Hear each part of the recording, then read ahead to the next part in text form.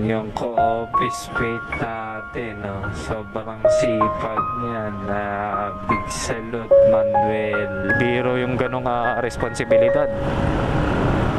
Saluduhan natin yung mga ganyang tao kasi syempre iniisip lang din naman nila yung kapakanan ng pamilya nila eh.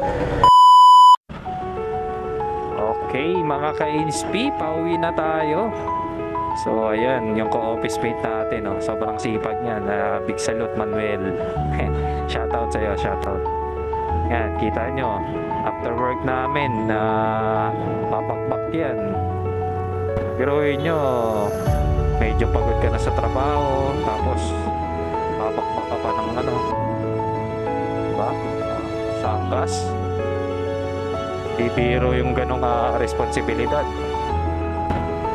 Kaya dapat saluduhan natin yung mga ganyang tao kasi syempre iniisip lang din naman nila yung kapakanan ng pamilya nila eh.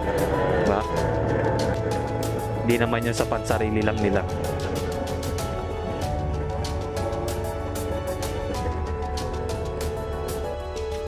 Ang tanong, bakit may mga mangilan-ngilan tayong mga kababayan na ginagawa yung ganong mga responsibilidad, di ba?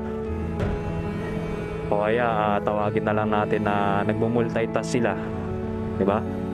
Syempre isipin natin, di ba? Yung mahal ng bilihin, lalo-lalo na yung bigas, di ba?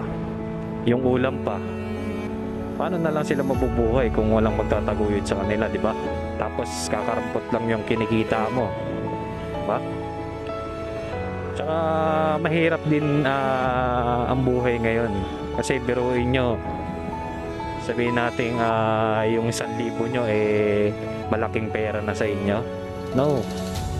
Kapag binili nyo na yan sa palengke, iilan na lang yung maibibili nyo dyan. Kasi syempre, yung taas ng value ng bawat produkto, yan, katulad niya mga gulay, karne, lahat yan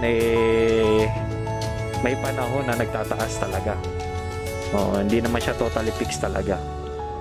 Talagang may time lang siya na minsan mag-i-increase siya, minsan mababa, ganun.